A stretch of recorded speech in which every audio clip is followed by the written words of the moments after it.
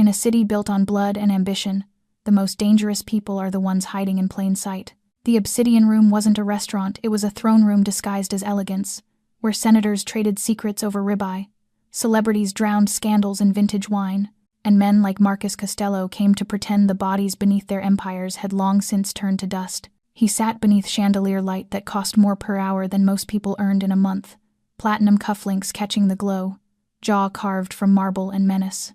To the world scrolling past his name in Forbes, he was the visionary who transformed abandoned buildings into luxury towers and chaos into calculated wealth. To those who whispered his other name, the architect, he was still the man who'd rebuilt the Chicago underworld brick by bloody brick, still the son who'd buried his father at 16 and inherited an empire soaked in vendetta. Tonight, he was trying to remember what peace felt like, and moving behind the bar like smoke through shadows was Evelyn Marlowe, a bartender who didn't smile the way the others did.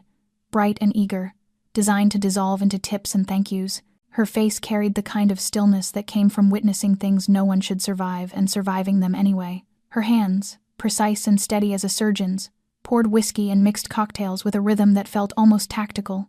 Marcus noticed. He told himself he shouldn't have. But there was something in the way she watched the room, not with a bartender's casual awareness, but with an operative's vigilance. Her eyes catalogued exits like other people memorized drink orders. Her posture whispered coiled violence, not service. She moved as if perpetually measuring distances, calculating threats, preparing for dangers that didn't exist. Except tonight, they did. At 9:47 p.m., the lights flickered once. At 9:48, the first bullet shattered the mirror behind the bar like a scream frozen in glass. By 9:49, the Obsidian Room had become a different kind of cage entirely, one where the walls were panic, the bars were gunfire, and the only key to survival was a woman no one had bothered to truly see. But to understand how a bartender became the only thing standing between a mafia king and death, you need to understand that Evelyn Marlowe wasn't born in the shadows of Chicago bars. She was forged somewhere far colder in black sites, where the CIA sent ghosts to do work that would never exist on paper. Her codename was Ghost. 2 years ago, she died. At least, that's what her file said. And Marcus Costello? He'd spent a lifetime believing power made him immortal. Tonight, 6 men with cartel training and a vendetta, 10 years in the making, were about to prove him wrong. Welcome back, beautiful souls. Before we dive in, hit that subscribe button. It takes 1 second but means the world. Drop a like if you're ready for this ride, and share this with someone who loves a story that hits different. Now settle in, and let me take you somewhere you've never been. Shattered glass. A scream. Chaos swallowed the room in an instant. The first bullet tore through the mirror behind the bar, and the world of the Obsidian Room collapsed like shards of crystal raining onto the marble floor. Guests shrieked, shoved, crawled, and clawed their way under tables. A woman in a red dress pitched forward, her high heel snapping at the arch. A senator dining with his mistress lunged beneath the table in a panic, his face drained to chalk. 6 dark figures surged in through the front entrance, automatic rifles in their hands, masks sealing their faces, moving in a military formation. They were not robbers. They were assassins, and they had only one target. Marcus Costello did not run. He flipped a table, the 3-inch thick oak becoming a shield against gunfire. Food exploded across the air. Wine poured like blood over white linen. He moved not like a businessman, but like a predator long accustomed to the scent of danger. The first gunman rushed him, barrel aimed straight at Marcus's chest. A mistake. Marcus slipped left, his left hand clamping the barrel and driving it upward, his right hand seizing the attacker's wrist and twisting. Bone cracked with the dry snap of dead wood breaking. The gunman screamed. The weapon clattered to the floor. Marcus kicked it away, then hauled the enemy in front of him as a living shield. The second gunman fired in bursts. Bullets ripped into his own teammate's back. Marcus let the body drop and surged forward like a human projectile. His elbow slammed into the second gunman's temple with force enough to drop a bull. The attacker crumpled, eyes rolling back, never even understanding what had happened. The architect did not only design, he destroyed. Across the room, Eve had moved from the very first second. When the first bullet flew, her hand was already reaching for a bottle of Macallan, 25 years old, a liquor worth more than a month of her pay. She did not hesitate. The bottle spun through the air like a thrown weapon and smashed into the face of the third gunman as he advanced toward the bar. He staggered, blood bursting from a broken nose. Eve sprang over the bar, her motion smooth as running water. Her foot drove into the stunned gunman's chest, shoving him flat onto his back. She ripped the rifle from his hands, pivoted, and fired a single shot. The bullet buried itself in the shoulder of the fourth gunman, who was about to shoot Marcus in the back. Precise, cold, as if she had done this 1,000 times. Because she had. Ghost moved through the wrecked room like a specter worthy of her code name. No one saw her come. They only saw what she left behind. The last 2 gunmen realized the threat too late. They swung their rifles toward Eve, but Marcus was already there. He grabbed one by the back of the neck and smashed his head into a granite column, a hard, brittle crack. The other leveled his rifle at Marcus, finger tightening on the trigger. Eve fired first. The bullet punched through the gun hand. He howled, the weapon falling away. Marcus finished it with a punch to the throat. Only one man remained standing. Diego Vega, the commander, held at the rear door. He had not joined the fight, he had watched. And when he saw 5 men sprawled across the marble that was now stained red, he knew this battle was lost. Diego backed through the doorway, serpent eyes fixed on Marcus. "Salazar will take your life, Costello," he shouted, his voice thick with hatred. "You and that whore bartender, too." Then he vanished into the dark. Silence fell, heavy, suffocating. The sharp stink of gunpowder mingled with the perfume of expensive candles and spilled wine. The sound of shell casings rolling across marble rang out inside the stillness. 5 bodies lay unmoving. Blood spread through shattered crystal. The chandelier still glittered, as if nothing had happened. Marcus stood in the wreckage, breathing hard, his suit torn at the shoulder, blood on his knuckles. He looked at Eve. She stood 10 steps away, the gun still in her hand, her stance ready for the next strike. No trembling, no fear, only the deadly calm of someone far too familiar with violence. Their eyes met across the blood-soaked room, and in that moment, they both understood one thing. The other was not ordinary. Not at all. The silence stretched between them like a steel cable pulled so tight it was about to snap. Gun smoke still hung in the air, braided with the smell of blood and spilled liquor. Somewhere in the restaurant, a woman was sobbing in small, broken sounds. Glass crunched and whispered under someone's foot as they tried to crawl out from hiding. But Marcus and Eve did not move. They simply stood there, staring, measuring, like 2 wild animals that had just discovered they were not the only predator in this territory. Marcus spoke first, his voice low and rough, still carrying the ragged edge of breath from a fight that had only just ended. "What kind of bartender taught you to shoot like that?" Eve didn't blink. She lowered the gun but did not let it go, her finger still riding the frame beside the trigger like a quiet warning. "What kind of CEO taught you to kill with your bare hands?" Something flickered across Marcus's eyes. Not anger, maybe amusement, maybe curiosity, maybe both. He tilted his head at her as if working through a difficult puzzle, and she was the last piece that refused to fit. A door opened behind them. A tall man stepped in, black suit, a face carved from stone, eyes sweeping the scene with the calm of someone who had witnessed too many versions of this. Dominic Russo, Marcus Costello's right hand. People whispered that Dom had been with Marcus since they were street kids, and that he would die before he ever let anyone lay a hand on his boss. Watching him step over bodies the way a man steps over furniture, Eve believed every word of it. Boss. Dom dipped his head to Marcus, then cut his gaze to Eve, assessing. "Who is she?" "Good question." Marcus said it without taking his eyes off Eve. "Clean this up. Call Kowalski at the police department. Tell him this was an armed robbery. The robbers got away. Find enough witnesses willing to confirm that story." Dom nodded, pulled out his phone, and started making calls. He didn't ask anything else. He didn't need to. That was how things worked in Marcus Costello's world. Eve used the moment, while Marcus turned to speak with Dom, to ease backward toward the rear exit. 1 step, 2. If she was fast enough, she could vanish into the Chicago night before anyone realized. She had done it 100 times. Disappearing was her craft.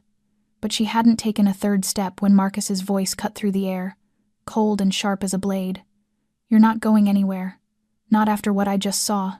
Eve stopped. She could run. She could turn and fight. But something in his tone held her still. Not a threat.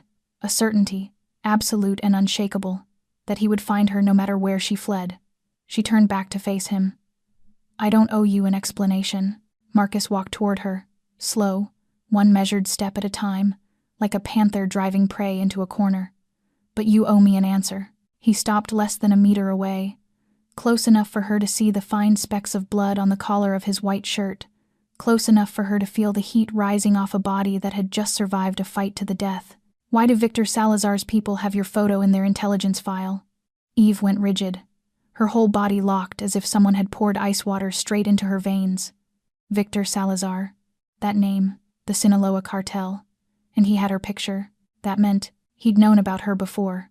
Before tonight. Before the gunman stormed in.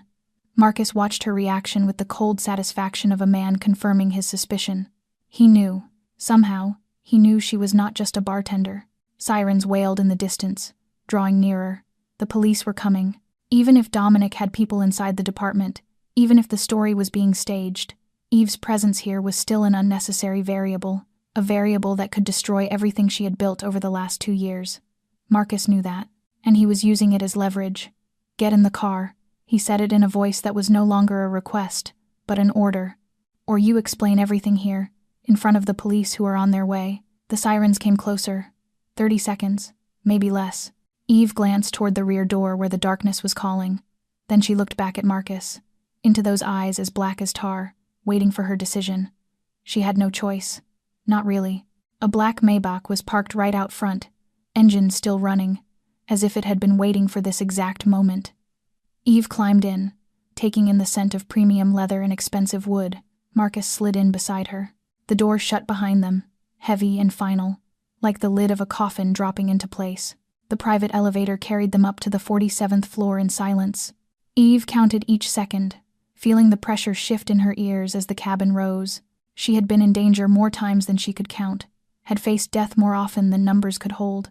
But something about the man standing beside her set every sense she had on alert. Marcus Costello didn't look at her the entire ride. He simply stood there, hands in his pockets, eyes fixed on the steel doors as if he were thinking about something far more important than the woman he had just kidnapped. The elevator doors opened, and Eve stepped into another world. Marcus's penthouse spread out before her like a declaration of power. Open space, high ceilings, glass walls from floor to ceiling, framing the whole sweep of Chicago at night. The interior was so minimal it bordered on austere. A black leather sofa, a glass table, a few expensive abstract paintings that Eve suspected cost as much as her entire apartment. No family photos, no personal objects, no sign that a real human being actually lived here. Cold, expensive, empty. Like its owner, Dominic had somehow arrived before them, standing guard outside the door like a statue made of flesh and muscle. He gave Marcus a small nod as they passed, but said nothing, only closed the door behind them with a soft click that sounded like a cell lock. Marcus went straight to the bar in the corner, poured 2 glasses of whiskey, and set one on the glass table in front of a single armchair. "Sit." He said it not as an invitation, but as an order. Eve didn't sit. She stood there with her arms folded, her eyes sweeping the room for exits the way instinct had trained her bones to do. 2 doors, 1 elevator, an emergency stairwell to the east, windows that didn't open, the 47th floor, no path that didn't go through Dominic. Marcus watched her with a look of amusement. He settled into a leather chair, crossed one leg over the other, and took a sip of whiskey. The balance of power was set. He sat, comfortable, in control. She stood, tense, trapped, and they both knew it. Marcus set his glass down, reached for a leather briefcase on the side table. He opened it, pulled out a thin file, and tossed it onto the glass table in front of Eve. "Evelyn Marlowe," he read aloud, the tone of a man presenting a business report. 27 years old. Bartender at the Obsidian Room for the last 3 months. Address is a studio apartment in Lincoln Park. No family, no friends, no past. He paused, his eyes locking on hers. Evelyn Marlowe did not exist before 2 years ago. No birth certificate, no social security, no school records, no medical records, not a single trace that you ever existed in this world, as if you were born out of nothing. Eve didn't react. She had been trained to keep a poker face in any situation, but inside, her heart was pounding out of control. He had investigated her. He knew. Marcus flipped to the next page of the file, and Eve felt the blood drain from her face. It was a photograph, her in black tactical gear, a rifle in her hands, standing beside a man she had been trying to forget for 2 years. "Nathan Cross, or as if someone had erased you from the system," Marcus went on, and now his voice was softer, more dangerous. "And only a handful of organizations in this world can do that." He stood, slowly, and walked toward Eve. She didn't step back. She would not give him that satisfaction. Marcus stopped right in front of her, close enough for her to see the flecks of gold in his deep brown eyes, close enough to catch the scent of expensive cologne and gunpowder still clinging to his lapel. "I have people in the FBI," Marcus said quietly. "In the CIA, in the NSA. I can find out anything about you, if I want to. But I want to hear it from your own mouth. Who are you? And why does a Mexican cartel want you dead along with me?" Silence stretched between them. Eve could lie. She was an expert at lying, but looking into Marcus's eyes, she knew he wouldn't believe any fabricated story. And worse, he would go hunting for the truth himself, a truth that could kill her faster than any bullet. Eve turned away and walked to the glass window. Chicago spread out below her, millions of lights blinking like shards of broken glass scattered over black velvet. Beautiful, cold, dangerous, like everything in her life. "You want to know who I am?" she said, her voice strangely calm, as if she were talking about the weather and not secrets she had buried for 2 years. "Then sit down." She turned back to Marcus, and in her eyes was something he had never seen before. Not fear, not anger, acceptance, from someone who was exhausted from running, because this story isn't for the faint of heart. Marcus sat down as she asked. He didn't say a word, only watched her with the cold, sharp eyes of a man used to assessing everything, including people. Eve stayed by the window, her back to the city lights, letting the darkness hide part of her face. It was easier to breathe when she told a story in the dark, easier when no one could see her eyes. "I was orphaned when I was 6, she began, her voice even, like she was reading a weather report. "My parents died in a car accident. At least that's what they told me. I grew up in the foster care system, passed from one family to another. 12 families in 12 years. No one wanted to keep a child who was too smart, too observant, too good at seeing through people." She paused and swallowed. Marcus didn't move. "When I was 18, someone came looking for me. They said they were from a special scholarship program. They lied." Eve gave a small, flat laugh that never reached her eyes. "They were the CIA. They'd been watching me since I was 14. High IQ. Extraordinary adaptability. No family, no friends. No one who would miss me if I died. The perfect candidate." She turned to look at Marcus, and in her eyes there was something old and tired, like ash from a fire that had burned too long. "They called me Ghost. A ghost. My job was to slip into places no one could enter, do things the government would never acknowledge, and vanish as if I had never existed. I was good at it. Too good." She looked down at her hands that had taken so many lives she could no longer remember them all. "When I was 23, I made the biggest mistake of my life. I fell in love." She said the word as if it tasted bitter on her tongue. "Nathan Cross. My handler, the man responsible for coordinating my missions. He was smart, charming, and he said exactly what I wanted to hear. I thought he loved me. I thought I had finally found someone." She stopped and drew a deep breath. 2 years later, when I was 25, I got a mission in Colombia, break a human trafficking ring. Simple, clean, in and out. Except when I reached the rendezvous point, there was no support team waiting, only 12 cartel gunmen. Her voice trembled slightly, but she forced it steady. 3 bullets, 1 in the shoulder, 1 in the ribs, 1 through my left lung. I went down in a filthy alley in Medellin, certain I was going to die there. I lay in my own blood for 6 hours, before an old local woman found me. She didn't call the police. She dragged me into her home, pulled the bullets out with pliers, and stitched the wounds with sewing thread. I don't know why she saved me.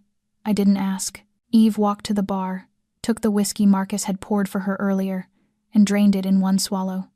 The liquor burned down her throat, but she didn't flinch. 3 weeks later, when I could stand, I hacked into the CIA system. I wanted to know what had happened. I found Nathan's report. He had sold the details of my mission to the cartel. He sold me, and the CIA, instead of hunting him down, declared me dead and erased every trace of me from the system. Clean, neat, no agent named Ghost, no one who had to answer questions. She set the glass down and looked at Marcus. It took me 2 years to build a new identity. Evelyn Marlowe, bartender, a normal life, a chance to forget. She smiled, bitterly. Then tonight happened. Silence settled over the room. Marcus said nothing for a long time, only watched her with an unreadable expression. Then he spoke, his voice low and heavy. "Nathan Cross, where is he now?" Eve shook her head. I don't know.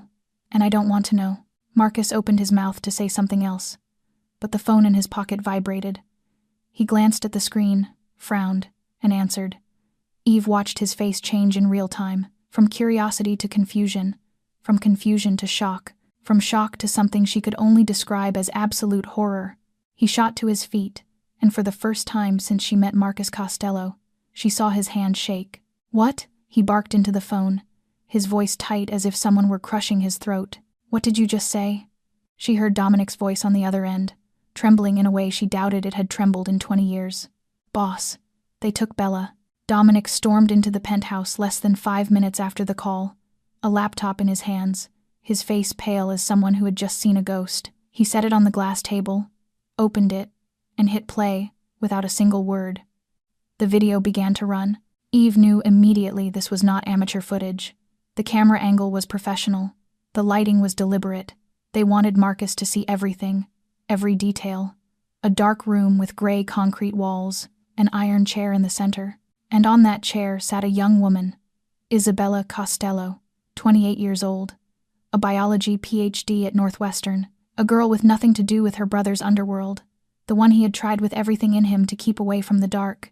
She was bound tight to the chair with rope, her eyes covered with black cloth, her mouth sealed with silver duct tape, her shoulders shook in waves, and even though Eve couldn't see her eyes, she knew she was crying.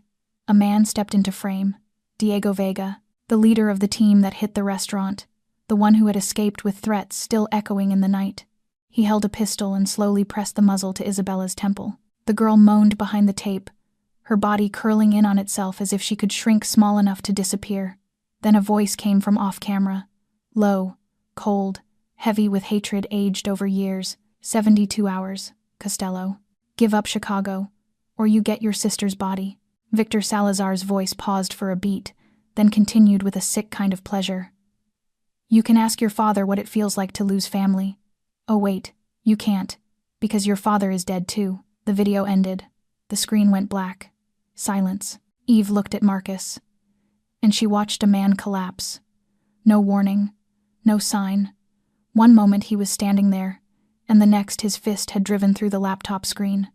Glass shattered, blood burst from his knuckles. Marcus didn't stop. He swept the laptop off the table, then turned to the nearest wall and started punching. Once, twice, 3 times. A roar tore out of his throat, not language, but the raw sound of pain and fury. Dominic lunged in, trying to restrain him. Boss, stop, calm down. Marcus shoved him away. Dominic, a man built like a bear, stumbled back into the sofa, and Marcus kept punching. The wall, the table, anything within reach. Blood from his hands spattered the white wall like an abstract painting of madness. Eve stood still. She didn't intervene. She only watched, because she understood. She understood that feeling, the moment when the world suddenly collapses under your feet, and there is nothing you can do except scream into the void. Finally, Marcus stopped. Not because the rage was gone, because his body had nothing left to give. He dropped to his knees in the wrecked living room, his shoulders shaking, his breath coming fast and ragged like a man drowning. Bella is everything to me. His voice was hoarse, broken into pieces. Everything. She's the only reason I didn't turn into a complete monster. She's the only clean thing left in this life soaked in blood, and I swore I would protect her. I swore. He didn't finish the sentence. He didn't have to. Eve looked at him, and she didn't see the architect anymore. She saw a man who had lost everything, trying to hold on to the last piece of himself. She saw herself. She walked over, slow, and lowered herself to the floor beside him. No empty comfort, no promises that everything would be fine, because sometimes those words only make it worse. Instead, she said the truth. 72 hours is enough. Her voice was calm, certain, like steel tempered in fire. Marcus lifted his head to look at her, eyes bloodshot, his face streaked with tears and blood. If you trust me, Marcus looked at her as if she had spoken in a language he didn't understand. Trust you? He repeated, his voice rough and raw. I don't even know who you are. You know enough, Eve said, her voice as calm as a lake sealed in ice. You know I can kill. You know I can disappear. And you know I'm the only person in this room with the skills to bring your sister home alive. Marcus fell silent for a long time, his eyes studying her as if he were trying to read every thought inside her head. Then he nodded, slowly, like a man making a decision that could change everything. What do you want in return? Eve had been thinking about that since the moment she watched him break. She knew she should leave.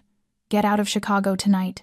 Vanish into another city, another identity, another life. That was the safest choice. But seeing Marcus on the floor with blood and tears, she had seen herself 2 years ago in Medellin. She had seen someone losing everything, and she couldn't turn away. 3 things, she said. First, I need resources.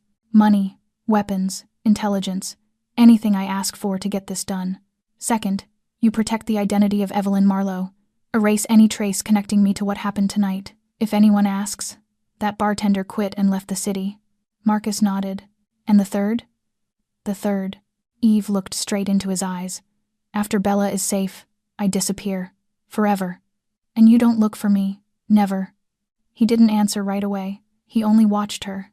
And in those dark eyes there was something Eve couldn't decode. Finally, he nodded again. Agreed. But I have one question. Eve waited. Why are you helping? Marcus's voice was low and heavy, as if he truly needed to understand. You could walk out right now. No one would stop you. Why stay? Eve turned away, looking out through the glass where Chicago still lived and breathed below them, unaware of the tragedy unfolding on the 47th floor. Because I know what it feels like to be abandoned by the whole world, she said, so soft it was almost a whisper. I know what it feels like to lie in your own blood, certain no one is coming. I know what it feels like to lose everything and be unable to do a damn thing about it. She turned back to him. And I won't let someone else go through that. Not if I can stop it. Silence settled between them, heavy but no longer strained. Something had shifted.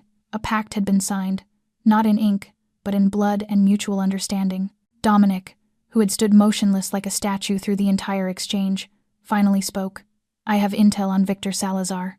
He placed a thick stack of files on the table, beside the wreckage of the laptop. Marcus stood, wiped the blood from his hands onto his pants, and pulled a chair out to sit. Eve sat across from him. Dominic began his briefing. Victor Salazar, 38 years old, second-generation head of the Sinaloa cartel. His father was Miguel Salazar, who controlled the drug pipeline from Mexico to Chicago for 20 years. He paused and glanced at Marcus. 10 years ago, Miguel was killed. By who? Eve asked, even though she already knew the answer. By me, Marcus said, his voice without a trace of remorse. Miguel tried to expand into Chicago. He started by kidnapping Bella. She was 18. I got my sister back and sent Miguel a message, with the heads of 12 of his men in a cardboard box. Then I flew to Sinaloa myself and put him down. He said it like he was talking about a business trip, not murder. Victor was 28 then. He ran, went to ground, rebuilt his father's empire from the ashes. 10 years. He waited 10 years for revenge. Dominic continued, flipping through the pages. According to my sources, Victor has around 50 to 70 shooters in Chicago. He's using at least 3 different sites as bases, a warehouse on the south side, an abandoned meatpacking plant in Bridgeport, and a mansion in the suburbs of Naperville. Eve pulled the file stack toward her, flipping through page after page with the focus of someone studying a battlefield. Satellite photos, floor plans, personnel lists, patrol schedules. Marcus had a formidable intelligence network. Then she stopped. Her hand froze on one photograph. The blood drained from her face. Marcus saw it immediately. What?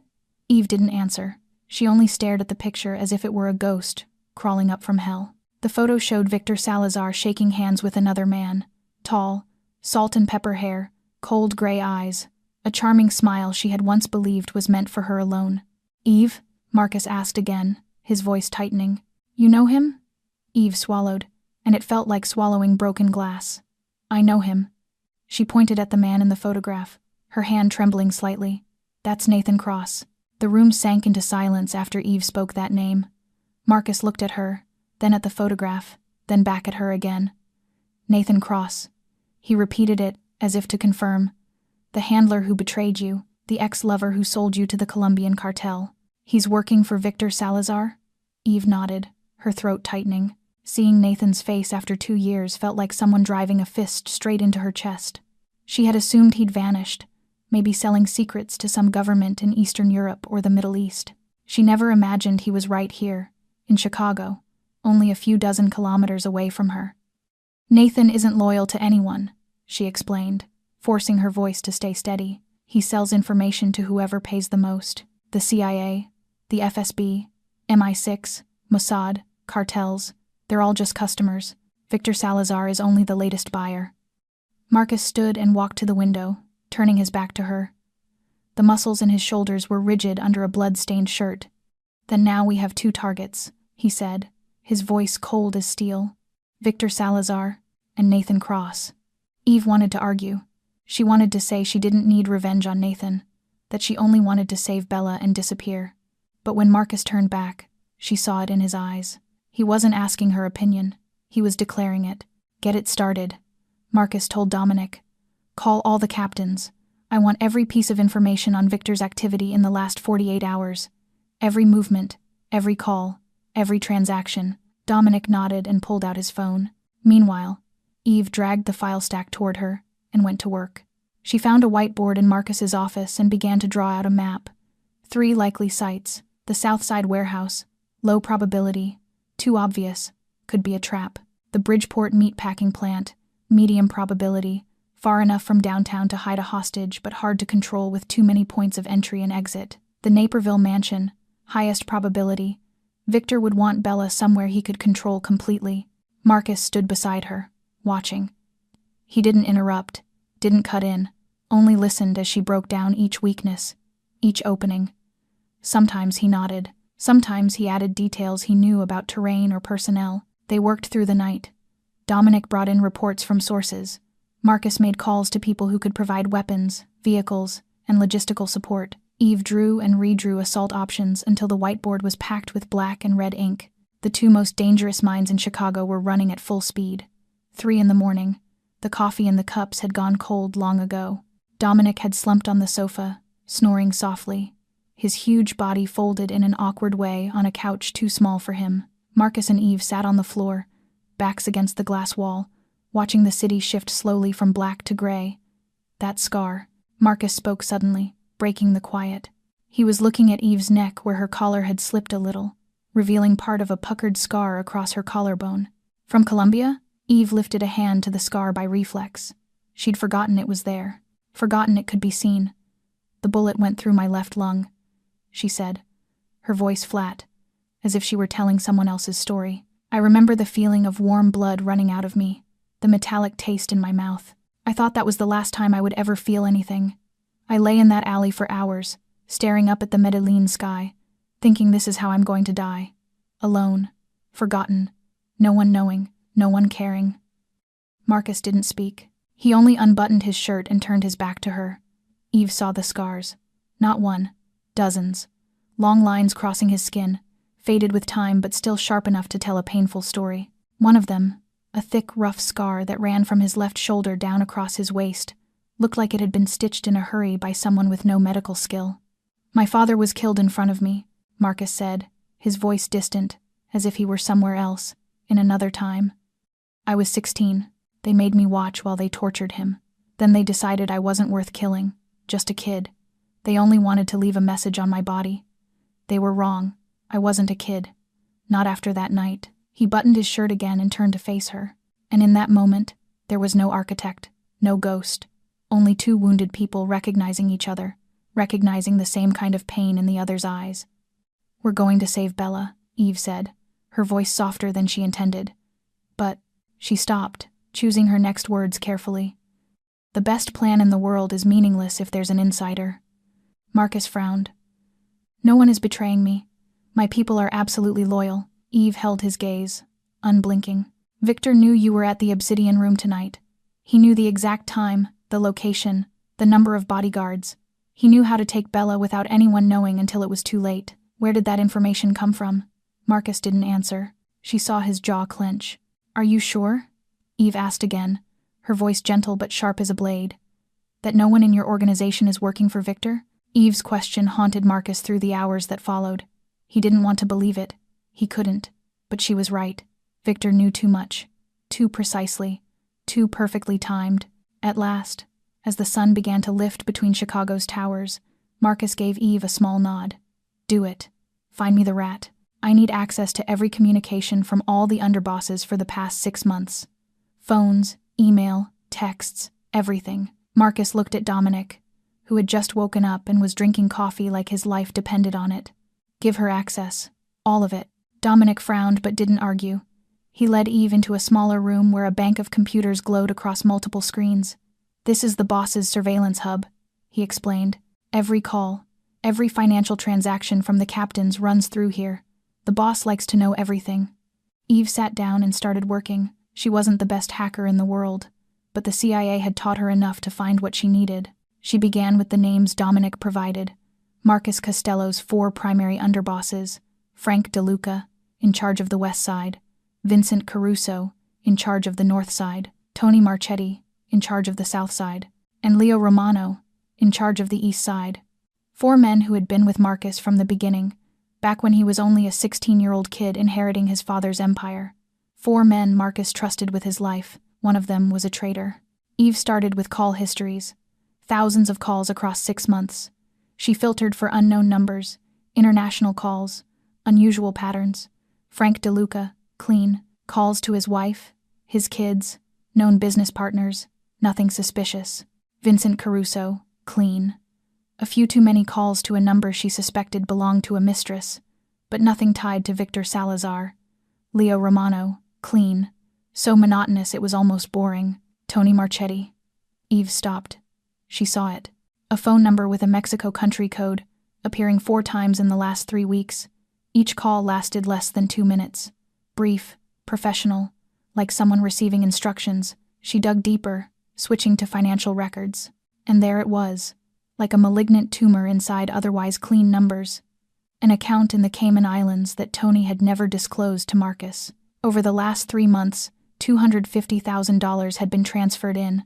Source unknown. She checked the timing of the deposits. The first, 3 months ago, exactly when Victor Salazar started moving forces into Chicago. The second, 1 month ago, right when the small attacks on Marcus's businesses began. The third, 1 week ago, right before the assault on the Obsidian Room. Tony Marchetti, the underboss in charge of the south side, where the warehouse Dominic believed Victor was using as a base, was located. Tony Marchetti, who knew Marcus's schedule, knew Bella's routines, knew everything. Eve printed every piece of evidence and brought it to Marcus. She didn't speak. She simply set the stack of paper in front of him and waited. Marcus read, page by page, number by number, call by call, and with every sheet, she watched his eyes darken, his jaw clench harder, until his entire face became a mask of cold rage.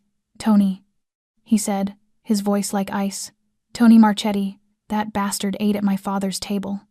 I saved his life 3 times. I made him godfather to the niece I was never going to have." He surged to his feet, hand reaching for the gun on the table. "I'm going to kill him, right now." Eve was faster. She stepped into his path, planted her hand against his chest, and pushed him back. "No." Her voice was steel.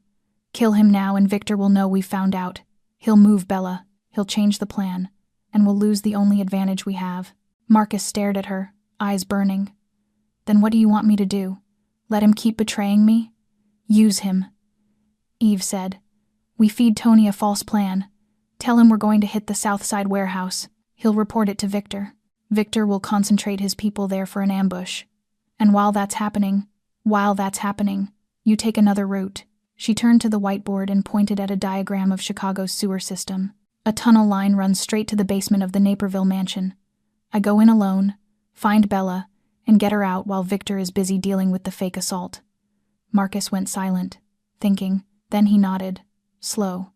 "Fine.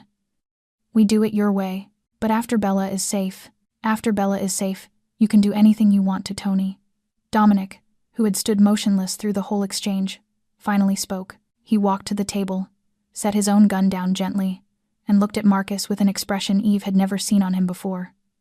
Cold, deep, filled with hate. "When this is done, I want to handle Tony myself." Marcus looked at his right hand, his closest friend, and nodded. "You've earned that." Eve said nothing. She only stood there, watching Dominic with the gaze she had learned over years as an operative, the gaze of someone who never fully trusts anyone. Tony was the traitor. That was clear. But in this world, where loyalty was bought with money and sold with blood, who else could not be trusted? Eve's burner phone vibrated at 2 o'clock the next afternoon, when she was alone in the office, studying the sewer system diagrams for the 10th time. Marcus was meeting with the captains in the room next door, laying out the fake plan. The plan Tony Marchetti would carry straight to Victor Salazar. She looked at the phone screen. An unknown number. No name. Just a short message that made the blood in her body turn to ice. Meet me. Warehouse 17, Navy Pier. Alone. Or I tell Victor where you are. Signed N.C. Nathan Cross. He knew she was alive. He knew where she was, and he wanted a meeting. Eve should have told Marcus. She knew that. It was the reasonable choice, the safe choice, the right choice. But something inside her, a part she had buried since Medellin, was screaming to face the man who had betrayed her, to look him in the eye and ask why. She left the penthouse without telling anyone. She took a car from the garage Dominic had provided, drove through Chicago under a gray sky that threatened rain. Navy Pier in the late afternoon was emptier than usual. Wind off Lake Michigan cutting cold through skin. Warehouse 17 sat on the edge of the docks, an old red brick building long out of service, windows broken, walls stained with graffiti. Eve checked her gun one last time before she stepped inside. The space within was dark and damp, the smell of lake salt braided with rust and time. Weak light seeped through filthy window panes, laying pale streaks across cracked concrete, and standing in the middle of one of those streaks, like an actor on a stage, was Nathan Cross. He had not changed much in 2 years. Still tall, still thin in that dangerous way a snake is thin, still handsome in the cold manner Eve had once mistaken for charm. Salt and pepper hair cut neatly, an expensive gray suit, steel gray eyes with no depth, no warmth, only the hard calculation of a predator. 38 years old and not a single worry line on his face, because men like Nathan Cross did not worry, they only calculated. "Hello, ghost," he said, his voice still low and smooth the way she remembered, the voice that had once whispered love in the dark. "You look more alive than I expected." Eve did not answer. She only stood there, gun in hand but not raised, eyes never leaving him. He smiled, the smile she had once believed belonged to her alone. "You are not going to say hello? After everything we had?" "Everything we had," Eve repeated, her voice flat as frozen water. "You sold me to a Colombian cartel. You let them put 3 bullets in me and leave me to die in an alley." Nathan shrugged, without a trace of regret. "Work is work, ghost. You know that. You have killed for money too. We are not different. We are very different. Maybe." He stepped closer, and Eve raised the gun, aiming straight at his chest. He stopped, but he did not look afraid. "I came with an offer. Victor Salazar wants your head, but I can persuade him to change his mind if you come back to work for me." Eve gave a small, bitter laugh. "Work for you? After everything? I can protect you from Victor," Nathan said, his voice sweet like honey laced with poison. "I can give you a new identity, a new life. You will not have to run anymore. All you have to do is a few jobs, use the skills you have tried to bury. No. Final. No thought needed." Nathan sighed as if Eve had disappointed him.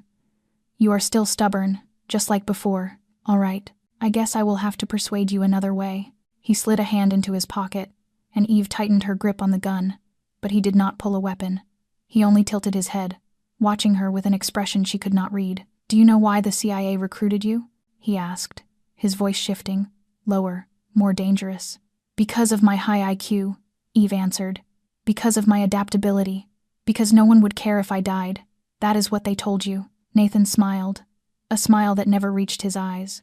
"But it is not the truth, not the whole truth." Eve's heart began to pound faster. She hated herself for it, hated that he could still touch something inside her. "Say it. Your parents," he said, each word falling like a drop of toxin. "They were agents, both of them, operating in Eastern Europe for 10 years before you were born, and they did not die in a car accident." The warehouse suddenly felt colder, or maybe the blood in Eve's body had stopped moving. She felt as if someone had pulled all the air out of her lungs. "You are lying." Her voice trembled, and she hated that too. "I have many things, Ghost," Nathan replied. "But lying is not one of them. Not about this. Your parents were killed by the CIA, and I know why." Eve kept the gun trained on Nathan, and for the first time in years, her hand shook. "What did you just say?" Nathan savored her silence the way a man savors a fine wine.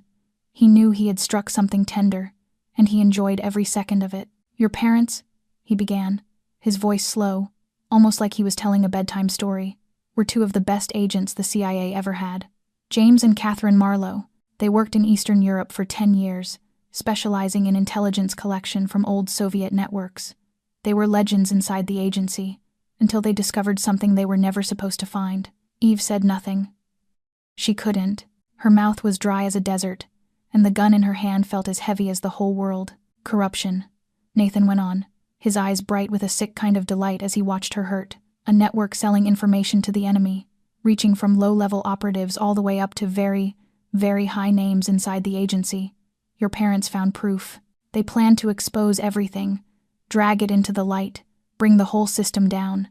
They thought they were doing the right thing." He paused, then gave a short, contemptuous laugh. "They were wrong." "Stop," Eve said, her voice like the groan of a wounded animal. But Nathan didn't stop.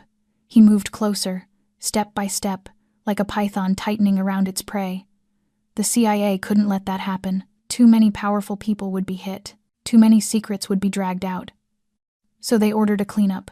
On March 17th, a truck lost control on Interstate 41 and hit the Marlowe family sedan head-on. James died on impact. Catherine died on the way to the hospital. A tragic accident. No one suspected a thing. Eve felt herself shaking. Her whole body trembled as if she were standing in a blizzard. Images she didn't know she still carried began to rise. The smell of gasoline, metal grinding against metal, someone calling her name, blood, so much blood. "You were found in the back seat, unconscious but barely injured." Nathan continued, his voice now gentle, as if he were rocking her to sleep. "A miracle," they said, "the only child who survived. You were placed into the foster system, and the agency watched you from there. 12 years. They watched you grow, watched you develop, watched you become exactly what they wanted. And when you were old enough, they came to recruit you, not because of your high IQ, but because you were James and Catherine Marlowe's daughter. Using the tool your parents left behind. That is what they called you in internal reports." Tears slid down Eve's cheeks without her noticing. She hated herself for it. Hated that he could make her cry.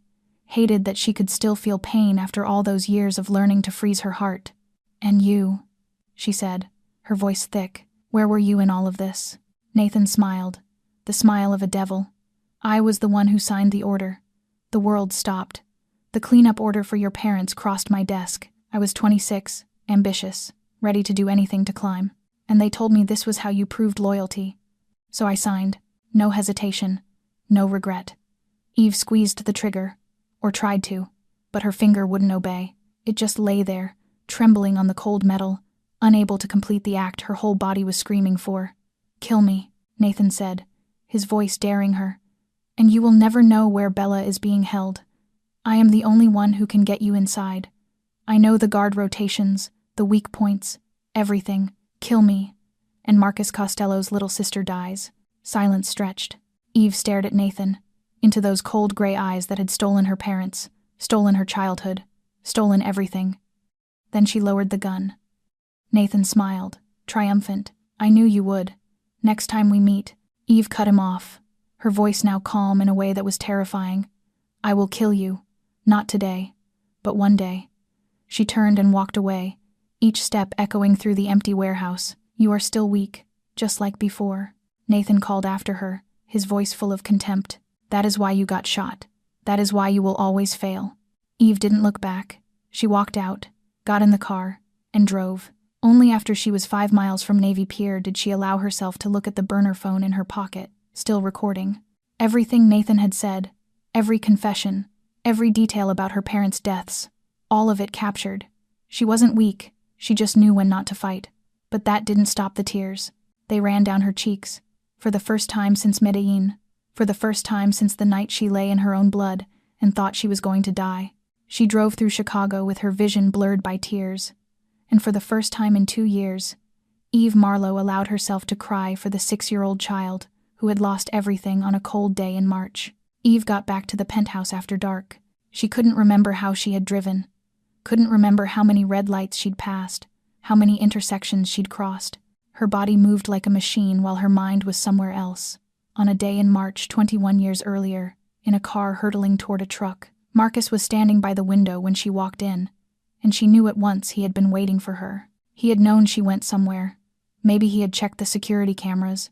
Maybe he had tracked the GPS on the car she took. Either way, the look he gave her was full of questions and something that looked like worry. "Where did you go?" Marcus's voice was hard. Not quite anger, but no longer calm. "We have an agreement. You don't disappear without telling me." Eve didn't answer. She just walked to the glass table, pulled the burner phone from her jacket pocket, and set it down. "Listen," she said, her voice raw, as if she'd been screaming for hours. Then she collapsed onto the sofa like a puppet with its strings cut.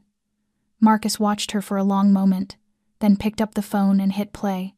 The room filled with Nathan Cross's voice, every word, every detail. About Eve's parents, about their deaths, about the man who signed the order to kill, about how she had been used like a tool her whole life without ever knowing. Eve didn't look at Marcus while he listened. She just sat there, staring into nothing, feeling hollow as an abandoned house. When the recording ended, silence dropped heavy over the room. Then she heard footsteps, and Marcus sat down beside her on the sofa. He didn't speak. He just stayed there. "I thought they abandoned me." Eve started talking, not knowing why, not knowing where the words were coming from. "For 21 years, I thought my parents left me, that they didn't want me, that was why I had to live in foster homes where no one wanted to keep me. I blamed them. I hated them." Her voice cracked. "And now I know they didn't abandon me. They were murdered for trying to do the right thing, and the people who killed them turned me into the very thing my parents fought against." Tears ran down her cheeks, but she didn't bother to wipe them away. She didn't have the strength to care who saw her break. "I'm not a person, Marcus," she whispered, desperate. "I'm a weapon, built to kill, designed to destroy. They took an orphan child and turned her into a monster, and I didn't even know until now." "No," Marcus cut in, his voice low and steady. "You're not a weapon. You're a survivor." Eve turned to him, eyes red, and saw something in his gaze she hadn't expected. Not pity, not judgment, understanding, the recognition of someone who had stood exactly where she was standing. "They took everything from you," Marcus said, his voice softer than she had ever heard it. "Your parents, your childhood, the truth. But they couldn't take who you are. You're still here, still fighting, still getting up every time you're knocked down. That isn't a monster, Eve. That's a survivor." Then he did something Eve didn't expect. He pulled her into his arms. There was nothing sexual in that embrace. No demand, no possession. Just the warmth of someone giving what both of them had been denied for far too long. Eve went rigid for the first second, the instinct of someone trained never to trust. Then she let go, her head sinking against his shoulder, and she cried. She cried for the 6-year-old who lost her parents. She cried for the 18-year-old who had been deceived. She cried for the 25-year-old who had been shot and abandoned. She cried for all the years she hadn't cried because she thought she wasn't allowed to. "Nathan will pay," Marcus said when her sobs finally eased, but in a way that hurts him the most. Not a quick death, rotting in prison, forgotten by the world. He'll live long enough to know he has nothing left. Eve lifted her head and looked at him, eyes still red, cheeks still wet. "Why do you care?" she asked, her voice hoarse. "I'm just hired help. Our deal is I save Bella and then I disappear. Why do you care what happens to me?" Marcus looked at her, and in his eyes was something she didn't dare name. "You know that isn't true. 12 more hours. 12 more hours, and everything would begin." Eve lay on the bed in the guest room Marcus had given her, eyes wide open, staring at the ceiling. She had tried to sleep, tried counting her breaths, tried the relaxation techniques the CIA taught for the nights before an operation. None of it worked. Her mind kept circling back to what Nathan had said, to her parents, to all the years of being deceived, and to Marcus, to the way he held her, to the look in his eyes when he said, "You know that isn't true." She got up, pulled on a thin sweater, and stepped out. She hadn't meant to go to the rooftop, but her feet carried her there anyway, as if her body understood what she needed before her mind could admit it. Chicago at night spread out below her like a carpet woven from light. Millions of lamps flickered like stars fallen to earth, and wind off Lake Michigan cut cold through her hair. She wasn't surprised when she heard footsteps behind her. She had known he would come. Somehow, she had known. Marcus stopped beside her, saying nothing, looking out over the sleeping city. They stood like that for a long time, two silhouettes in the dark, two people who couldn't sleep for reasons of their own. I'm scared, Eve said, breaking the silence. She didn't know why she confessed it. She had never admitted fear to anyone. But with Marcus, in this darkness, the walls she had built for years suddenly felt pointless. Marcus turned to look at her. Scared of dying? Eve shook her head, eyes still on the horizon. No, dying is easy. I've almost died more times than I can count. She paused, searching for words for feelings she had never tried to name. I'm scared of having something to lose. Scared of starting to care about someone and being betrayed again. Scared of opening up and getting stabbed straight through. Nathan taught me that trusting is a mistake, and I swore to myself I would never make that mistake again. But Eve turned to him, and in her eyes was a confusion she hated to admit. But you make me want to make that mistake again, and that scares me more than any gun. Marcus didn't answer right away. He stepped closer, behind her, close enough that she could feel the warmth of his body, close enough that his breath brushed the back of her neck. I'm not Nathan. His voice was low and deep, like distant thunder. I won't promise I'll never hurt you. My life, my world, it's full of pain. I can't promise that. His hand came to her shoulder, gentle, as if he was afraid she would vanish if he held her too tightly. But I promise I will never betray you, never sell you, never leave you alone when you need me. That's the only thing I can give you. Is it enough? Eve turned to face him. The distance between them was only inches. She looked up into his eyes, black as night, and saw what she had refused to see for days. Not calculation, not power, the raw honesty of a man too tired to keep wearing masks. Enough, she whispered. And then she kissed him. The kiss started slowly, careful, like two people relearning how to trust. Her mouth touched his softly, testing, as if afraid it would break. Then his hand slid to her waist, pulling her closer, and the kiss deepened, more desperate. All the pain they had buried, all the years of loneliness, poured into that single kiss. They didn't need words. They didn't need promises. They only needed this moment, two wounded people finding each other in the darkness above Chicago. That night, they were together, not out of lust, but out of a connection they had both craved for far too long. The warmth of another body, the safety of someone's arms, the feeling of being seen, understood, accepted with every scar and shadow. When Eve woke, early light was slipping through the curtains. She lay in Marcus's arms, her head against his chest, listening to the steady beat of his heart. He was awake, looking down at her with an expression she didn't dare name. They didn't talk about what it meant. They didn't talk about the future. They both knew their lives didn't allow long-term promises. But they had this moment, and sometimes that was all a person could ask for. An hour later, Eve stood in the living room, wearing black tactical gear, checking every gun, every knife, every round of ammunition. She was ghost again. Marcus walked over, a small earpiece in his hand. He placed it in her palm, his fingers lingering against hers longer than they needed to. Let me hear you, he said, his voice low. Always. Eve looked at the earpiece, then at him. She fitted it into her ear, and in that instant, she wasn't Ghost anymore. She was only Eve, a woman afraid of losing what she had just found. It's time. 2 fronts, one real, one fake, and everything depended on the enemy not knowing which was which. Dominic led the assault team of 20 men toward the South Side warehouse, exactly as planned, exactly as it had been announced to every underboss, including Tony Marchetti. They moved through the dark with weapons ready, like an army preparing to storm an enemy stronghold. Tony walked right behind Dominic, not knowing that every step he took was being watched, not knowing he was playing the role of a pawn in a game he believed he controlled. 10 miles away, Eve dropped through a black manhole on the outskirts of Naperville. The sewer system swallowed her into cold, wet darkness, the stench of old waste, damp concrete, things dead and forgotten. Eve didn't care. She had been in worse places. The tunnel was narrow and lightless. Only the beam of the flashlight mounted to her rifle, slicing through the black like a blade. Water dripped somewhere ahead, echoing, steady as a countdown. Eve moved slowly, one step at a time, controlling her breathing, controlling every sound she made. Ghost. That was why they had given her the name, because she could pass through anywhere, and no one would know she had been there. The earpiece in her ear crackled to life. Marcus's voice came through, low and tight. Dom is in position. They'll start the hit in 5 minutes. Where are you?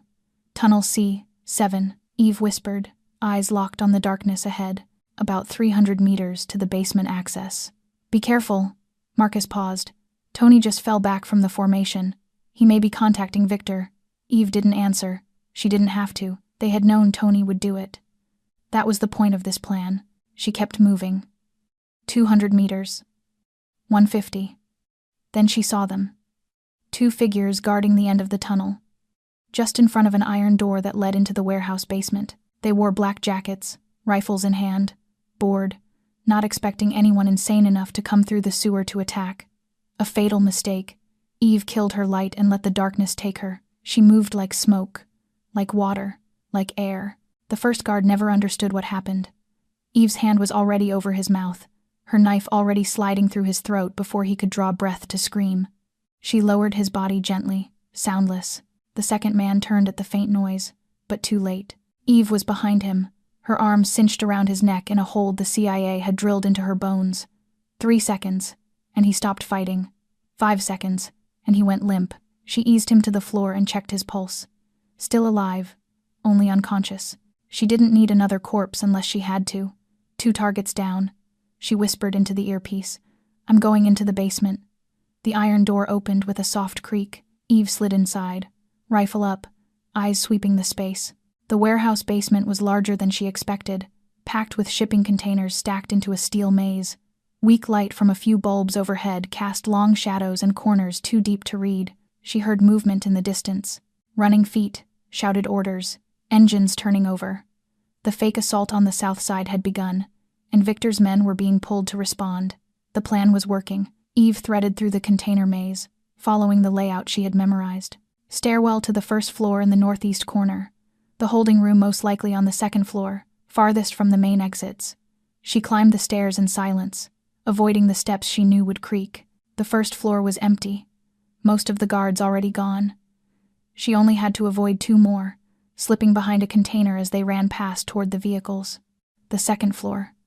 A long hallway lined with doors, and at the end, a door with an electronic lock. "This is it," she murmured into the earpiece. "I found the holding room. Going in." Eve hacked the electronic lock in 30 seconds, a skill she could do in her sleep. Green light. The door opened. She shoved it in, rifle raised, and saw Bella. The girl sat strapped to a chair in the center of the room, bound, blindfolded, her mouth taped shut, alive, still alive. But 1 second later, Eve realized something was wrong, very wrong, because the man standing beside Bella wasn't Diego Vega. It was Victor Salazar. He smiled. The smile of someone who had known she would come long before she ever did. "Hello, Ghost." His voice filled the room like a funeral bell. "I've been waiting for you." The lights snapped on, and Eve saw them. 20 gunmen, rifles trained on her from every direction. No way out. Eve didn't move, didn't breathe.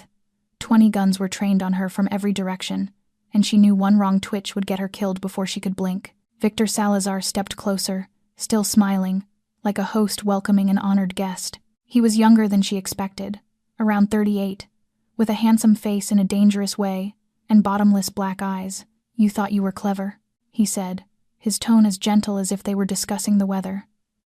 The fake hit on the south side, the sewer entry, truly impressive. "If I hadn't known in advance." "How?" Eve asked, her voice flat even as her heart hammered. "How did you know?" Another voice rose out of the darkness behind Victor, a voice Eve had prayed she would never have to hear again. "I told you." Nathan Cross stepped into view, a victorious smile on his mouth. "You can't hide from me, Ghost." Everything slammed into Eve like a tidal wave. The meeting at Navy Pier, the revelations about her parents, all of it had been a trap. "You thought you were smart to record our conversation." Nathan gave a short, scornful laugh, moving to stand beside Victor like 2 snakes from the same nest. "But you forgot I taught you everything you know. You think I wouldn't know you'd record it? I wanted you to record it. I wanted you to hear about your parents." He tilted his head, his eyes bright with sick delight. "Because I knew it would break you. It would distract you. It would send you running back to your new man, and make you forget to check if anyone was following." Eve felt the blood drain from her face. He had followed her, from Navy Pier back to the penthouse. He had seen her with Marcus, heard their plan, maybe heard everything. "Your fake plan was decent," Nathan continued, savoring every second of her pain. "But once I knew what the real plan was, preparing to welcome you was easy. 2 gunmen came up behind Eve. She knew she should fight, should try to break free. But with 20 rifles trained on her and Bella sitting right there, any movement would get them both killed. They disarmed her. Rifle, knife, earpiece. Everything. Then they tied her to a chair beside Bella. The same rope, the same knots. 2 prizes in 1 trap. Victor pulled out his phone, dialed, and put it on speaker. "Marcus Costello," he said as the other end picked up. "I have good news." Marcus's voice came through, tight as a wire. "If you touch Bella—" "Oh, your sister is fine," Victor chuckled. "But you should worry about both women now. I've got your sister and your little doll." Silence on the other end, long and heavy. Eve could picture Marcus standing there, fists clenched, face drained, trying to contain the rage boiling inside him. "What do you want?" Marcus asked, his voice ice cold, but Eve heard the fracture underneath. "Simple," Victor replied. "I want you. Come to the Southworks steel mill. Alone. 1 hour. Bring anyone. And all 3 die." She heard Dominic's voice somewhere behind Marcus, distant but clear enough to understand. "We hit them?" "No," Marcus answered, decisive. "I go alone." "Boss, that is suicide," Dominic protested. "He'll kill you the second you walk in. That is my sister." Marcus cut him off. Then he paused, and when he spoke again, his voice had changed, softer, more painful. "And her." Victor ended the call with a satisfied smile. He looked at Eve with triumph in his eyes. "He'll come," he said. "They always come. Love makes people stupid." Nathan stepped closer to Eve, bending down until he was level with her eyes. "You see?" he whispered, voice like venom. "You thought you found someone else? Thought you could start over? But you bring death to them. That's all you know how to do. That's all you are." Eve didn't look at him. She stared straight ahead at the bare wall and tried not to imagine Marcus driving here alone, walking into the trap she had accidentally led him into. Miles away, Marcus Costello walked out of the penthouse alone into the Chicago night. Dominic called after him, begging him to reconsider. But Marcus didn't turn. He drove through the city in silence, and in his mind he saw his father 20 years earlier, walking into a meeting he never returned from. History was repeating, and Marcus Costello was stepping into the dark alone, the way his father once had. The Southworks steel mill sat on the far southern edge of Chicago like a gigantic industrial corpse. It had once been a symbol of prosperity. Now it was nothing but a skeleton of rusted steel, cracked concrete walls, and darkness thick as ink. They moved Eve and Bella here right after the call with Marcus, stuffing both women into the back of a truck and hauling them through Chicago in the night. Now the 2 of them sat tied to chairs in the center of a vast factory bay, where light from a few dangling industrial bulbs carved weak bands of brightness through a sea of shadow. The smell of rust, old machine oil, and time lay over the place like a heavy blanket. Victor Salazar paced in front of them, his footsteps echoing across the fractured concrete. He had traded his suit for a black shirt with the sleeves rolled up, like a man getting ready to do the work himself. "Do you know who my father was?" he asked, not truly expecting an answer. "Miguel Salazar. The world called him a cartel boss, a drug trafficker, a criminal. But to me he was a hero." He stopped, his eyes going distant as if he were staring back through years. "He built an empire from nothing. He gave our whole village work when the government abandoned them. He sent me to the best schools, taught me how to be a man." Victor's voice tightened, his jaw grinding. Then Marcus Costello showed up, smiling like a friend, offering peace. "He invited my father to negotiate, promised to share territory, promised to end the war. My father believed him, and he killed my father right at the table. Slit his throat like you slit a pig's throat." Victor turned back to Eve and Bella, his eyes blazing with hatred fermented for 10 years. "It took me 10 years to rebuild. 10 years to become strong enough. 10 years to wait for this moment. And tonight, Marcus Costello will die the way my father died. Painfully, humiliated, in front of the people he loves." He walked away to check on his guards, leaving Eve and Bella in silence. Bella sat beside Eve, trembling, but she fought to hold back sobs. Eve could see the girl trying to be strong, trying not to let the enemy see her fear. Brave, like her brother. "I'm going to get you out of here," Eve whispered, quiet enough that the guards at a distance couldn't hear. Bella turned to her, eyes red but no longer covered. "Who are you?" the girl asked, her voice shaking. "I'm your brother's girlfriend," Eve answered, then stopped, thinking about what she had just said. "I think," We haven't exactly talked about it. He'll come, Bella said. Not a question, but a certainty. He always comes. I know, Eve said. That's why I need to get you out before he does something stupid. In Eve's palm, the hairpin she had hidden before she was captured was slowly doing its work. It was the first skill the CIA taught her, how to get out of restraints with anything you could find. The rope scraped her wrists raw, but she could feel it loosening.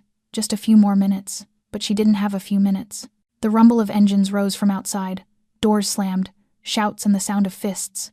Then the factory's great door swung open, and Diego Vega walked in, dragging a man whose hands were cuffed. Marcus, they had beaten him. Blood ran from a cut on his forehead. His lip was swollen, one eye bruised and purple, but he still stood straight, chin lifted. Still, the architect, even as he was hauled into the enemy's den. Diego threw Marcus onto the concrete at Victor's feet. Marcus hit his knees but didn't collapse. He lifted his head, and his eyes found Eve immediately. Not Bella, not Victor, her, and in those black eyes, through blood and bruises, Eve saw a message as clear as daylight. I will not let you die here. Victor stepped in front of Marcus, slowly, savoring the moment he had waited 10 years for. He slipped off his suit jacket, rolled up his shirt sleeves like a butcher getting ready to work. The first punch slammed into Marcus's jaw with enough force to snap his head to the side. Marcus didn't cry out, not a sound. He only spat blood onto the concrete and lifted his head again, staring straight into Victor's eyes as if daring him to keep going. Victor hit him again. Again. Ribs, face, gut. Each blow carried 10 years of fermented hatred. Each blow was a curse that never needed words. Eve bit down so hard she tasted blood. With every thud, she worked faster at the ropes. The hairpin in her hand kept moving, strand by strand the knots loosening, but not fast enough. Not fast enough, Marcus sagged, his knees striking the floor, blood dripping from his mouth and nose, but he didn't scream. He didn't beg. He only looked up, and his eyes found Eve, held her, never blinking, as if she were the only anchor keeping him upright in the storm of pain. Do you know what the worst part is, Costello? Victor panted, breath ragged from effort. My father trusted you. He thought you were an ally. He went to that meeting alone because he believed your promise. Marcus coughed up a dark clot and laughed. Hoarse, the laugh of a man with nothing left to lose. Your father tried to kill my sister first. His voice was shredded but clear. I was just faster. Victor froze mid-swing. What? Miguel Salazar kidnapped Bella when she was 16, Marcus went on, each word like a bullet. He meant to use her as leverage to force me to hand over Chicago. When I refused, he sent me a video, my sister's pinky finger, cut clean off. Bella let out a raw sob behind Eve, the sound of someone reliving an old nightmare. Eve felt her chest tighten. That peace negotiation? Marcus spat blood and held Victor's gaze. It was the only way I could get close to where he was holding Bella. I didn't betray your father. I killed him to save my sister. There's a difference. Lies, Victor screamed, the calculating calm he had worn all night cracking apart. You're making it up to justify your crimes, asked Diego. Marcus said, terrifyingly even. He was there. He was one of the men guarding Bella. He saw everything. Every pair of eyes in the room swung to Diego Vega. He stood stiff, face carved from stone, saying nothing, but his silence was an answer. Diego? Victor's voice shook. Say it. Tell me he's lying. Diego stayed silent. And in that silence, Eve watched everything Victor had believed for 10 years begin to collapse. He had built an empire on hatred. He had lived and breathed for this day. And now the truth was crushing him from the inside out. No. Victor shook his head, stepping back. No. My father wasn't like that. He was a hero. He loved me. He was a good man. He drew a gun from the small of his back, his hand trembling, aiming at Marcus. You're lying. You're trying to manipulate me the way you manipulated my father. I'm going to kill you right now. Eve was almost free. Just a few more seconds. Just. Then she heard it.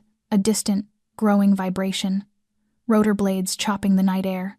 A spotlight speared down through the factory's broken windows, turning darkness into day. FBI. A voice boomed through a loudspeaker, echoing across the cavernous space. Drop your weapons. You are surrounded. Victor went rigid, gun still trained on Marcus, eyes wild, scanning like a cornered animal. His cartel men panicked, scrambling for defensive positions, shouting orders in Spanish. Nathan Cross vanished into the dark like a rat fleeing a sinking ship. Eve smiled, the first time since she'd been taken. The call she had made 3 weeks earlier, right after she agreed to help Marcus. The call to Special Agent Sarah Chen at the FBI, someone she had known from her field days, someone she had sent every piece of evidence she had on Victor Salazar and his trafficking ring. She never fully trusted any plan. That was why she was still alive. There was always a contingency, and her contingency had just arrived with guns and helicopters. Everything happened at once. The factory's main door was blown open by a small charge, and dozens of FBI agents surged inside in flawless tactical formation. They wore black armor and helmets, automatic rifles raised, shouting commands in English and Spanish. Victor's cartel men reacted on instinct, firing toward the dark shapes flooding in.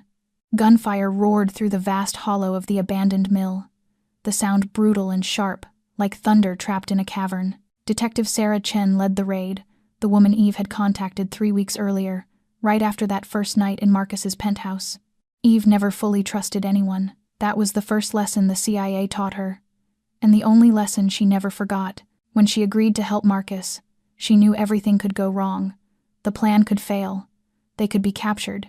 They could die. So she had sent Sarah everything she had on Victor Salazar, his trafficking ring, the murders, every crime he'd committed on American soil. She hadn't told Marcus. She hadn't told anyone. It was her insurance, her plan B in case everything else fell apart. And it had fallen apart. But plan B was working. In the chaos of the firefight, no one noticed Eve. She worked the last strand of rope off her wrists, swallowing a groan as the fibers tore her skin open, and sprang to her feet. She turned to Bella, hauled her up, and cut her free in seconds. "Run!" Eve shouted into Bella's ear, shoving her toward the eastern exit. "Find someone in an FBI jacket. Tell them you're Isabella Costello. They'll protect you."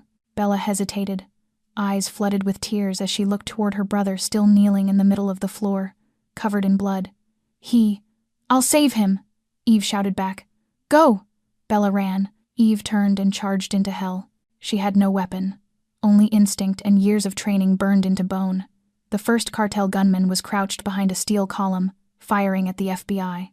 He never saw Eve coming. She kicked the back of his knee, dropping him, then slammed his head into the steel. He went down. She tore the rifle from his hands and kept moving. The second man spun at the sound. Eve shot him in the shoulder before he could raise his weapon. The third tried to run, but she was faster. 1 round into the thigh. He dropped, screaming. Ghost was back. Not a bartender, not Marcus's lover. The killing machine the CIA had built in nameless dark rooms. Across the mill, another fight was unfolding. Dominic Russo, who hadn't obeyed Marcus, who had followed his boss here even after being ordered not to, was facing Diego Vega, 2 right hands of 2 empires, 2 loyal dogs of 2 masters. They fought bare-handed because their guns were somewhere lost in the chaos, because this was personal. Dom was bigger, stronger, but Diego was faster, more cunning. They traded blows with the savagery of men who had spent their entire lives inside violence. Diego drove a fist into Dom's ribs, and Eve heard bone crack from 10 meters away. Dom roared, not from pain but rage, and answered with a headbutt that shattered Diego's nose. Then a punch, another punch, and the final punch dropped Diego Vega to the concrete where he didn't get up again. Dom stood there, breathing hard, one hand clamped over the ribs where 2 bones had snapped, blood running from a cut on his face. But he was still standing, and Diego wasn't. Eve cut across the battlefield, dodging bullets and bodies, eyes locked on Marcus. He was still where he'd been, still on his knees.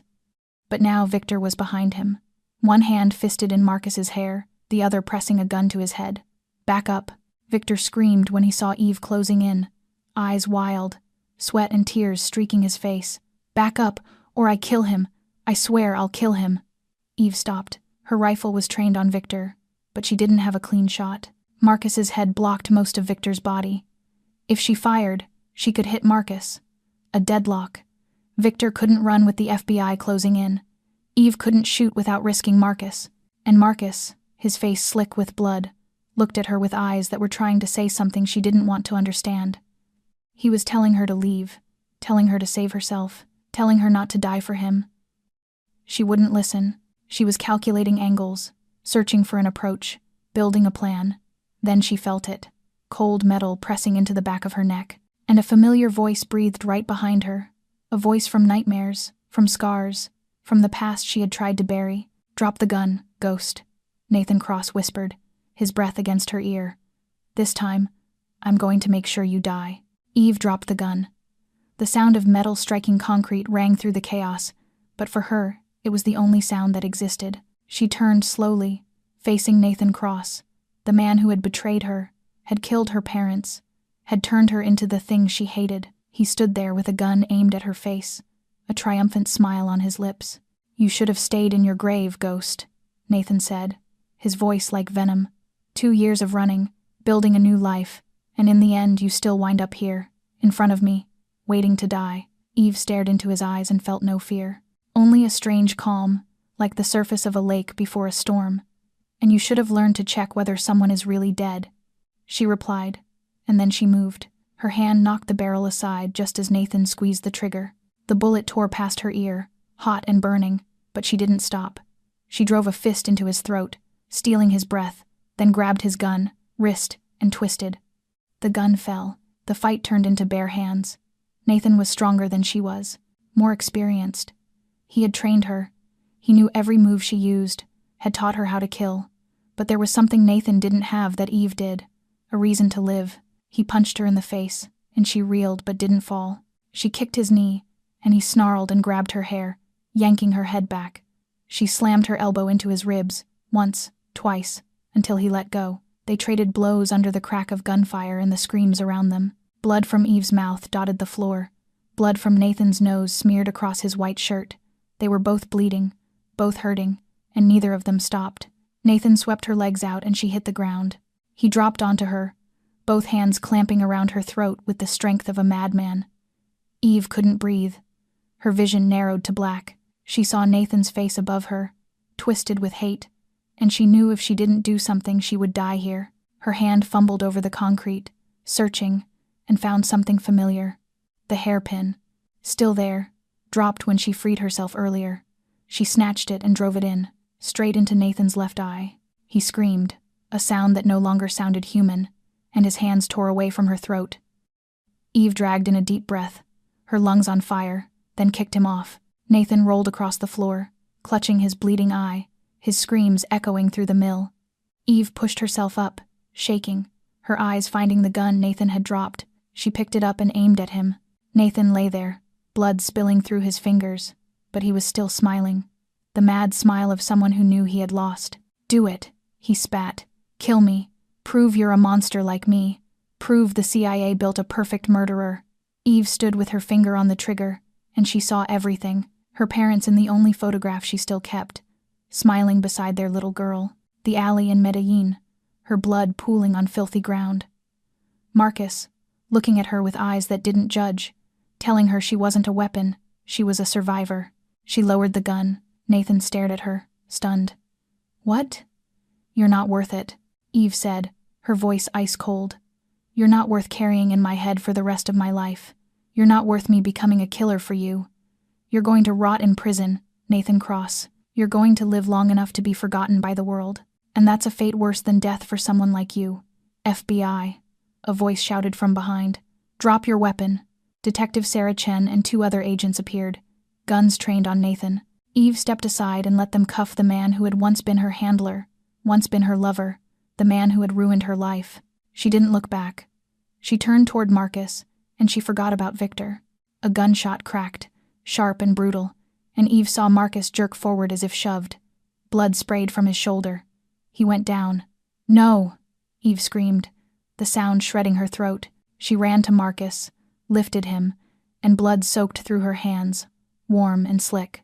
Marcus looked up at her, his eyes fading with pain, but he still tried to smile. Are you okay? He asked, as if he weren't the one who had just been shot. Victor stood there with the gun still in his hand, laughing like a madman. He had used the moment Eve faced Nathan to break the deadlock. He had shot Marcus from behind, and now he was aiming the gun at both of them. It's finally over, Victor said, his voice shaking with sick joy. Costello dies. And his whore dies too. Father, I've avenged you. Eve stood up and put herself between Marcus and Victor's barrel. She had no weapon. She had nothing except a body that was bleeding and a will that refused to bow. You think you can save him? Victor laughed wildly, the gun shaking in his hand. You're just a whore who knows how to hold a gun. He fired. Eve rolled left, the bullet ripping through the air where she had been. She rolled to the body of a cartel soldier lying nearby, tore the gun from the man's cold hand, and fired back. Victor dodged and ducked behind a steel column. They traded shots in the wreckage of the abandoned mill. The gunfire boomed like thunder. Eve moved from one piece of cover to the next, shooting with precision, conserving ammunition. Victor sprayed rounds in panic, all the calm he had tried to hold through the night gone. One of Victor's bullets found Eve's thigh. She dropped, pain tearing through her, but she didn't stop. She couldn't stop. Marcus was behind her, bleeding, waiting for her to save him. She swallowed the pain, raised the gun, and fired. The bullet punched through Victor's gun hand. He screamed, the weapon flying away, and Eve lunged before he could reach for it. They went to fists. Victor had training too, not like Nathan, but enough to be dangerous. He swung and she slipped it. She kicked and he blocked. They traded blows through blood and sweat, hatred and desperation. But Eve had something Victor didn't. She had a reason to fight harder than him. She had someone to protect. She had a future she wanted to live long enough to reach. Eve's final punch dropped Victor. He hit the floor and she straddled him, fist raised, ready to finish it. "Kill me," Victor whispered, his eyes empty. "End it. I have nothing left." Eve looked down at him, then looked back at Marcus behind her, breathing hard, still watching her with eyes full of trust. She lowered her fist. "You're not worth turning me into a killer again." She stood and stepped back, letting the FBI surge in and cuff Victor Salazar. He didn't scream. He didn't fight. He just lay there, shattered, like an empire that had finally collapsed. The ambulance arrived within 10 minutes. They lifted Marcus onto a gurney, started blood, packed the wound. Eve didn't leave him for a second. Her hand locked around his all the way to the hospital. Bella ran to them as they rushed Marcus into surgery, eyes red, and threw her arms around Eve like Eve was the only family she had left. "Thank you," Bella sobbed. "Thank you for saving him." Detective Sarah Chen found Eve afterward, when the noise had settled, when Nathan and Victor were led away in cuffs, when the Empire of Darkness had officially fallen. "You can have a new identity," Sarah said gently. "Legal this time. Witness protection. A fresh start." Eve looked through the glass into the hospital room where Marcus lay, Bella sitting beside him holding his hand. "I'll think about it," Eve said, "but I think I've found where I belong." 2 weeks later, Eve sat on the sofa in the 47th floor penthouse, watching Marcus practice walking with a crutch. He was healing faster than the doctors predicted, because he was Marcus Costello, because he was too stubborn to stay down. "What are you thinking about?" Marcus asked, sitting beside her. "Thinking about leaving," Eve admitted, eyes on the window. "Your life is dangerous. My life, it doesn't exist. I'm a ghost, Marcus. I don't know how to live like a normal person." "Then build a new life," Marcus said, his hand finding hers. "With me. We're both broken people, Eve, but maybe two broken pieces can fit together into something whole." Eve looked at him, into the eyes that had seen through her from the first night at the Obsidian Room. She nodded, on one condition. "You let me help you turn this empire into something more legal. No more smuggling, no more violence unless it's necessary. If I stay, I want to build something that matters." A week later, they drove north toward Wisconsin, headed for a small lakeside house Marcus had bought years ago and never used, a place to rest, to heal, to begin again. Eve's phone buzzed while they were in the middle of the highway. An unknown number, a short message that made her blood turn to ice. "Ghost, we know you're alive. One last mission. Refusal is not an option." Eve stared at the screen, then looked at Marcus. He had seen her face change. "What is it?" Marcus asked. Eve handed him the phone. He read, his jaw tightening. Then he looked at her with eyes that held no fear at all. "We face it," he said, his voice steady as steel. "Together." Eve looked at him, then looked out at the road stretching ahead, and she felt something she hadn't felt in a long time. Hope. In a city built on blood and ambition, she had been the only truth that knew how to make others bleed, and he had been the only man brave enough to bleed beside her. The highway unfurled in front of them like a promise written in asphalt and morning light. Whatever darkness was coming, they would face it the way they had faced everything else, shoulder to shoulder, blood for blood, never alone again. This story gives us a profound lesson about the power of love and redemption. No matter how dark the past is, no matter how many times we have been hurt, there is always a chance to begin again. Eve and Marcus, Two people battered by life found each other in the darkness and walked into the light together. They teach us that healing does not come from running from the past, but from facing it with someone you trust. And sometimes, forgiving an enemy is not weakness but the greatest strength, because it frees us from the weight of hatred. Thank you for following the story all the way to the final moment. If you felt this story touch your heart, please hit the subscribe button and tap the notification bell so you won't miss the next gripping stories. Don't forget to leave a like and share this video with your friends and loved ones. I truly want to know how you feel about Eve and Marcus's story. Do you believe in the power of love between wounded souls? Do you think people like them can find happiness in real life? Share your thoughts in the comments below. I read every comment, and I value every message from the bottom of my heart. I wish everyone watching this video strong health, a joyful life, and peace each day. Thank you for giving your precious time to listen. Goodbye, and I'll see you in the next video.